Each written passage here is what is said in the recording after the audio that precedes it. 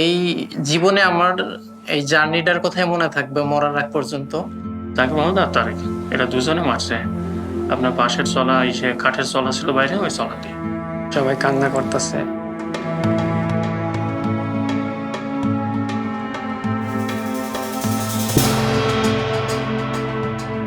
এই যাত্রার অনুভূতি মানে অনেক ভয় পাচ্ছিলাম, আবার সবশেষে যদি বাই চান্স আমি অস্ট্রেলিয়া পৌঁছাইতে পারি, তাহলে হয়তো আমার লাইফটা বা পরিবারটা একটু ভালো। বাংলাদেশে শুধু কৃষিকাজ করতাম, নিজের সাংসারিক কাজ আর কি। সংসারে অনেক টানাটানি ছিল, সেই বিদায় সবাই আমার সংসারে সবাই আর কি একাত্র হয়ে আমাকে মালয়েশিয়া পাঠাইছে। মালয়েশিয়া গেছিলাম আপনার ইসে কলিং বিষয়ে, সেই কাছে মোটামুটি স্বাভাবিকভাবেই ছিলাম। সচ্ছলভাবে আমার ফ্যামিলি চলতো, ছেলে মেয়ে লেখাপড়া করতো, আমি নিজে ভালো ছিলাম। আলহামদুলিল্লাহ অস্ট্রেলিয়া যাওয়ার আগে আমার জীবন ভালো ছিল। আমি মূলত 5 স্টার হোটেলে হাউসকিপিং ডিপার্টমেন্টে জব করতাম। 8 বছর জব এটা করতেছি। কাজ করা অবস্থায় একটা টিকটক আইডি থেকে আমাকে নক দেওয়া হয়েছে, মিস্টার জেক, আপনি চাইলে অস্ট্রেলিয়া পৌঁছানোর পরে আপনি আমাদের কোম্পানিতে চাকরি করতে পারেন, এরকমভাবে কথাগুলি বলছিল। আর যখন আমরা মালয়েশিয়া ছিলাম তখন বলছিল যে তোমরা শুধু 2 লাখ টাকা করে দিবা, আর বাকি টাকা পৌঁছানোর পরে আমাদের লোক রিসিভ করবো। তারপর অস্ট্রেলিয়া পৌঁছানোর পরে আপনি যদি নগদ টাকা না দিতে পারেন, তাহলে ফলের বাগানে বা আপনি যে অল্ডিংয়ের কাজ জানেন, অনুষ্ঠানের কাজ জানেন, কাজে লাগে দেবো। প্রত্যেক মাসে মাসে বেতন থেকে আমরা টাকা কেটে নেবো, এবং সম্পূর্ণ নিরাপত্তা তারা দিচ্ছে যে তারপর পুলিশের লোকের যোগাযোগ আছে। হ্যাঁ, এভরিথিং, যে কোনো সমস্যা তারা দেখবে। আমি মালয়েশিয়া বুঝি না, ইন্দোনেশিয়া যাওয়ার পরে বুঝলাম, প্রথম রাতে যেদিন ছিলাম, পরের দিন সকালবেলায় যখন সেগুলো 3 দিনের ভিতরে 10 লাখ টাকা পেড করা লাগবে, সেই সময় বুঝলাম যে এটা সম্পূর্ণ বাধা হয়েছে। তারা জিম্মি করে টাকা আদায় করে মানুষ এইভাবে প্রতারণা করে। দেখা যায় প্রতিদিন আমাদের কাছ থেকে টাকা নিত, যদি একটু দেরি হইতো আমাদের টর্চার করতো, আমাদের পিটাইতো অনেক। ভিডিও কল দিত বাড়িতে, যে ভিডিও কল দিয়ে যখন পিটাইতো তখন তো বাড়িতে সবাই দিশেহারা হয়ে যেত। তখন সবাই টাকার জন্য আর কি ছুটাছুটি করতো, যেভাবে হোক আর কি গ্রামের সবাই মিলাজিলে আর কি টাকা পয়সা দিছে সুদের উপরে। আমাকে একটা কথা বলেছিল, আমি যখন ইন্দোনেশিয়াতে এসেছিলাম রিসিভ করে, তখন আমার আম্মা বাংলাদেশে প্রচুর অসুস্থ ছিল। পরে আমি এই বিষয়টা মিস্টার জ্যাক ওকে বলার পরে উনি আমাকে বলে যে তোর মা যদি আজকে মারা যায় তারপরে তোর টাকা দেওয়া লাগবে। তারপরে এক পর্যায়ে টাকা চাপ দেওয়া শুরু করে, অত্যাচার করে, মার শুরু করে। মারের পরিমাণটা অনেক বেড়ে যায়। করার পর ওখানে আমি ছিলাম প্রায় ইন্দোনেশিয়ার মেডেন শহরে আমি ছিলাম প্রায় 3.5 মাস মতো। ওইখানে আমি জাকার্তা নিয়ে আসার পরে এখানে ছিলাম আপনার প্রায় 15 থেকে 16 দিন।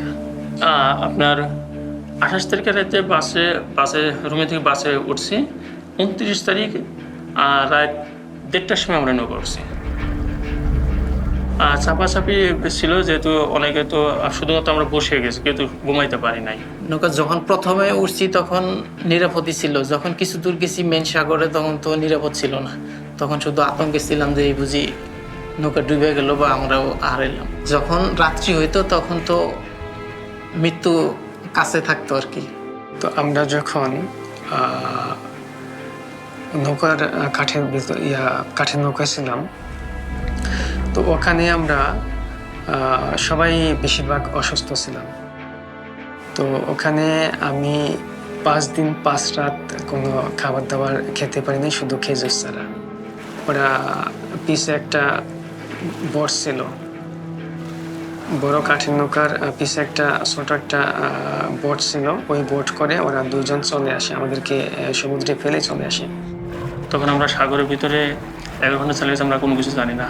আমরা যেদিন অস্ট্রেলিয়া যাই আপনার 4 দিন 3 রাতে, 3 রাত 4 দিনের বেলায় আমরা তো সবাই আশা ছেড়ে দিয়েছিলাম যে হয়তো আমরা আর বাঁচব না। কারণ আমরা যে ঢেউ, অনেকে ভয় পাইছিলাম, কান্নাকাটি, ঝড়। তারপর যে আল্লাহ আমাকে রহম করছে।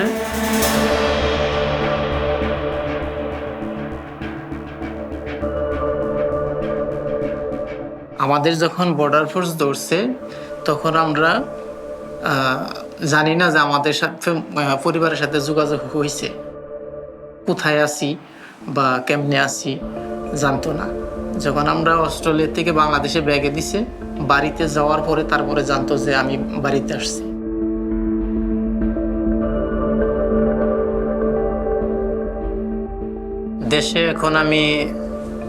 দেশে আসার পরে আমি ঠিকমতো থাকতে পারতেছি না বাড়িতে। ঋণের চাপ, সবাই চাপ দিছে যে আমার টাকা দিয়ে দাও।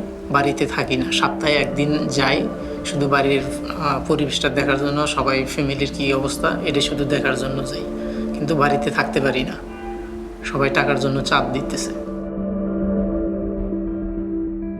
এখন দেখা যায় সকালবেলায় কিস্তি আসে, কিস্তি দিতে পারি না, লাভের টাকার জন্য লাভের লোক আসে যে আজ 2 মাস হয়ে গেছে তুমি লাভের টাকা দাও না, অনেক ছই ঝামেলা হইতেছে, এই জন্য আমি নিজে বাড়িতে থাকি না, পলাতকভাবেই আসে আর না আমাদের সাথে আর ফিরে যেতে হবে। হ্যাঁ, এটা মনে হয় যে আমার একুলো গেল ওকুলেও গেল, 2 দিক হারে আমি সর্বশান্ত হয়ে বসে আছি। সেটা হচ্ছে ফ্রেন্ড সাইকেল, রিলেটিভ সাইকেল, যাদের কাছ থেকে টাকা ধার নিয়ে অস্ট্রেলিয়া যাওয়ার জন্য রওনা দিয়েছিলাম। তো অনেক টাকা ঋণ হয়েছি। তো এতে করে এখানে যেমন পরিবার থেকে অনেক ছোট হয়েছি, পরিবারের প্রত্যেকটা মানুষের কাছে অনেক অবহেলার পাত্র হয়ে গেছি। যেরকমভাবে প্রতারিত হয়েছি এই দালালের খপ্পরে পড়ে, এরকম আর কোনো মানুষ যেন, কোনো পরিবার যেন, কোনো সন্তান যেন নিঃস্ব না হয়।